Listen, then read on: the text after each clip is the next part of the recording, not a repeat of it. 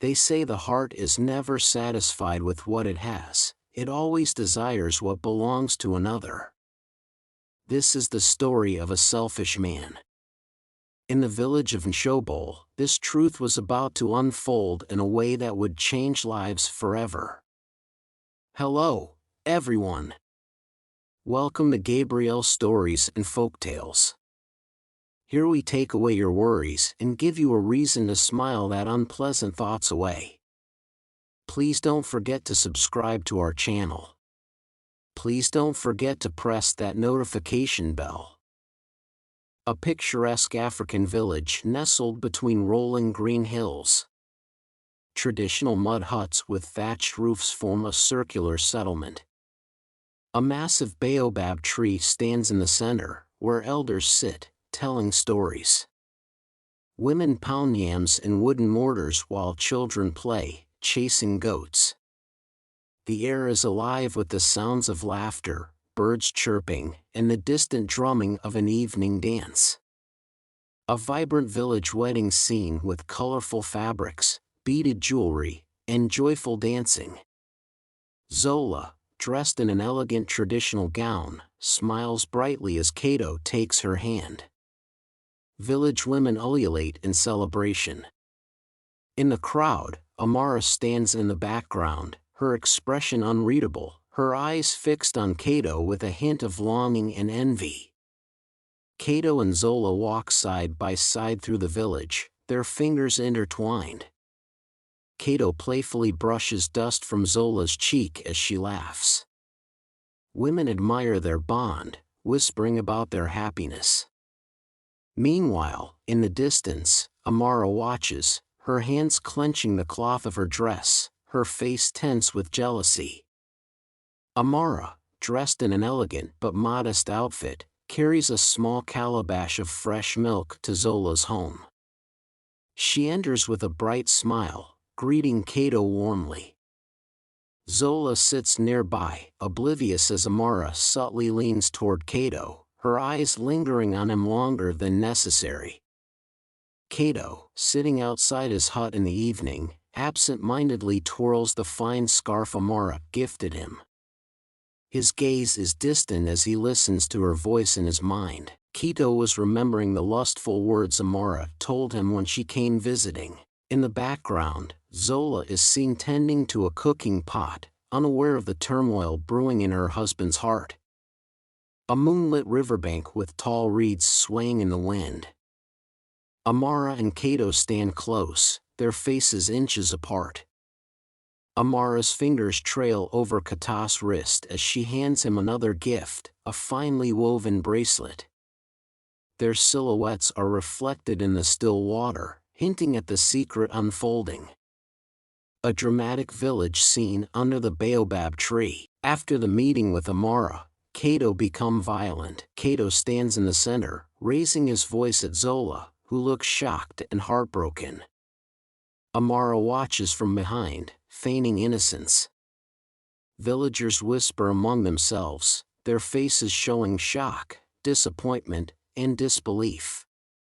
In the background, an elder shakes his head in sorrow. After 2 years of marriage to Zola, Cato now married Amara, Zola's friend.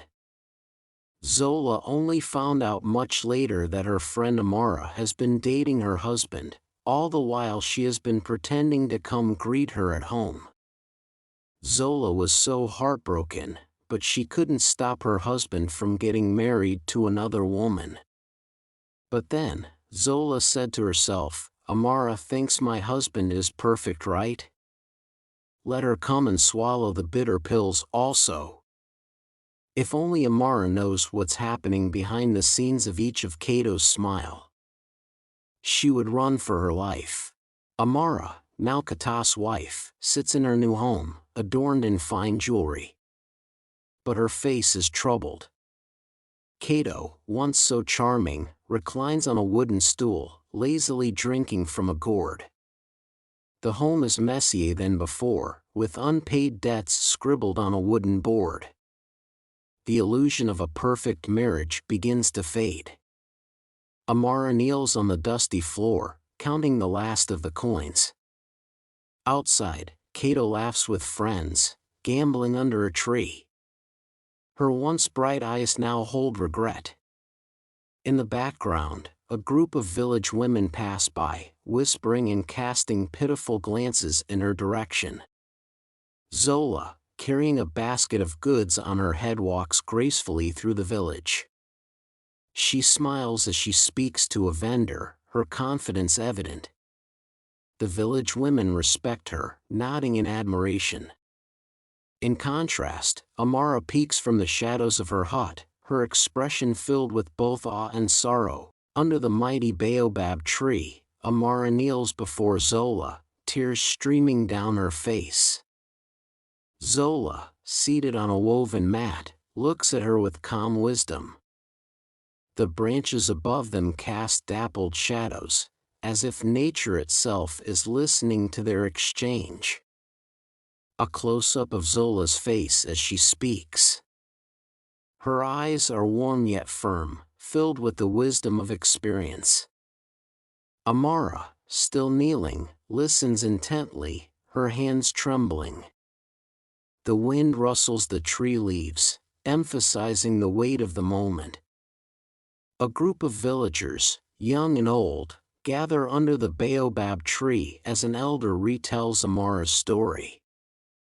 A teenage girl listens wide-eyed, her hands clasped in thought. The sun sets behind them, casting a golden glow over the scene, symbolizing the passing of wisdom to a new generation. Cato, now a shadow of his former self, sits alone on a stool outside his hut, staring into the distance. His fine clothes are gone, replaced with tattered garments. His once proud posture is slouched, burdened by the consequences of his choices. Thinking of how he let go of a good woman, Zola, who brought him nothing but joy, peace and good fortune, for Amara, a bad and lazy woman with bad luck. How he left a good woman, who manages his finances, and home well, for a lousy gold digger. Oh, he wishes he knew better. He would have controlled his lust. Amara, no longer adorned in gold, but now in simple attire, weaves baskets under the shade of a tree. Her expression is one of quiet determination. Nearby, children laugh as they chase each other, symbolizing hope and renewal. Zola stands by the village well, filling a clay pot with water. She smiles at a young girl who runs up to her.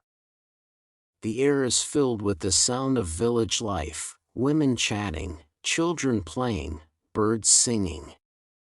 She is at peace, proving that happiness was never about Cato, but about self-worth and contentment.